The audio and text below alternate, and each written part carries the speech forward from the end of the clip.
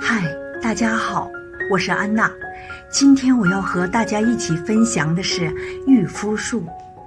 男人是动物，女人是教练。在训练动物的过程中，我发现了与男人的相处之道。掌握这些准则，会成就你的两性关系。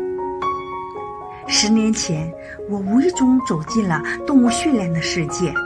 期间，我用整整1年的时间研究了一门热门学校的一个项目——珍奇动物训练与管理。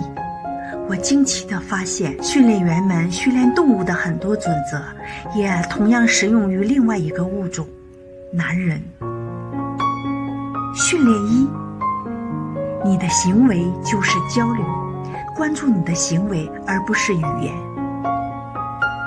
如果训练员选择的时机不好，不经意间教会了海豚跳，而实际上是想教它空翻，他无需解释，哦呀，对不起，我本来是想。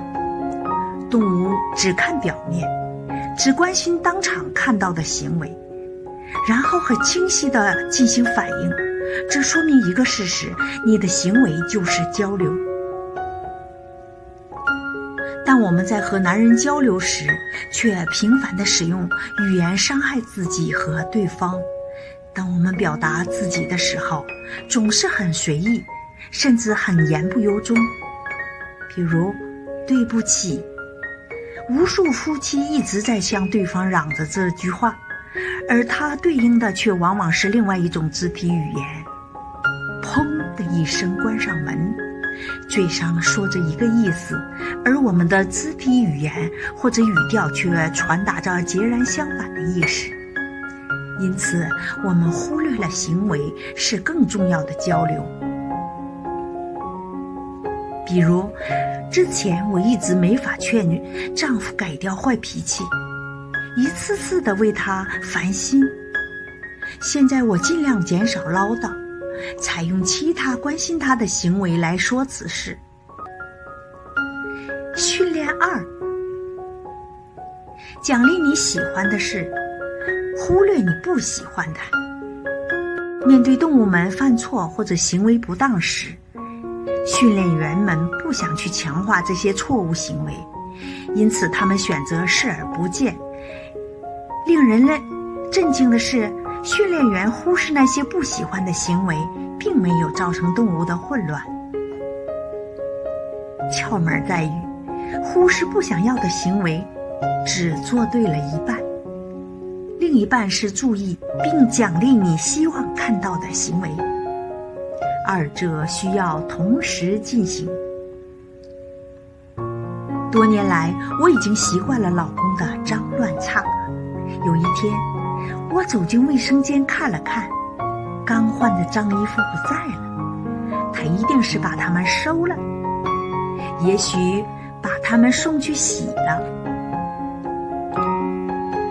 我发现了一点新情况，衣服所放的毛毯变成了深红色，汗渍浸透到了棉织品里面。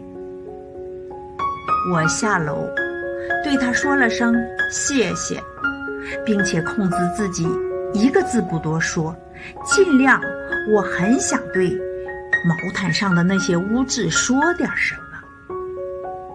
他拿走了脏衣服，我表扬了看到的他拿走衣服的行为，并且忽略了我不想看到的，那就是他把衣服放在地毯上，并且弄脏了毛毯。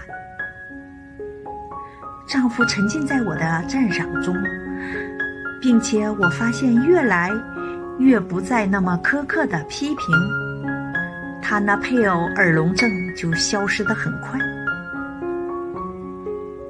训练3：什么都不做，你不喜欢的那种行为会自动消失。当海豚做错了某事儿，比如训练员让一只海豚摇动它的胸鳍，但他做出的动作却是喷水。这位训练员给出的反应是不眨眼睛，他静静地站了几秒，仍然面无表情，连眉毛也没皱一下，气也没叹一下，然后就继续训练。这种叫做最少强化情绪的办法，核心就是用一种特殊的方法忽视你不想要的行为。这种方法的观点就是，任何反应，无论是积极的或是消极的，都有可能引发一种行为。如果一种行为没有引发某种反应，这种行为就不会再出现了。回到家以后，我便用大把的时间和机会试验这种办法。老公又在房间里东翻西翻，找放错位置的钥匙和钱包。当我听到他一个房间又一个房间折腾的时候，甚至当他走进厨房大声叫嚷“你看见我的钥匙了吗”，我都没有一丁点反应。效果来得迅速而明显，老公特大的脾气变小许多，然后像一场来得快去得快的暴风雨一样，很快地消失了。训练4，让某人做另外一件事，比让他终止一件事情容易。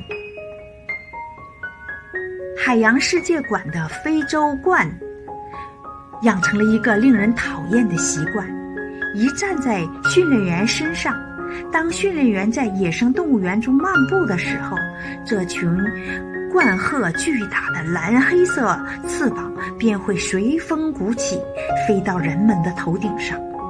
与其想方设法不让这些鹳鹤落在自己身上，不如教他给这些鸟另一种行为。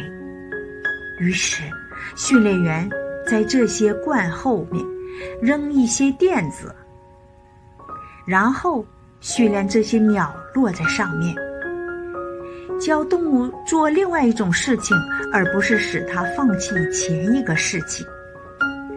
它揭示了一种自然现象，使某个物体停止某种行为，比改变它的行为更费力。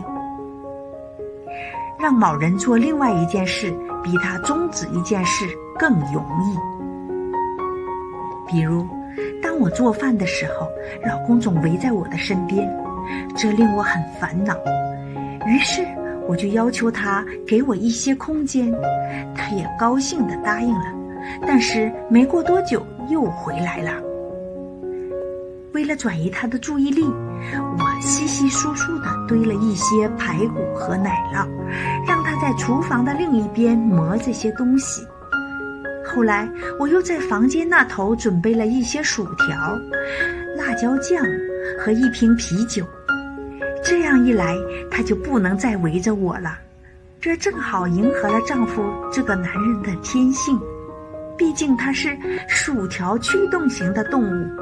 多年来的问题终于解决了。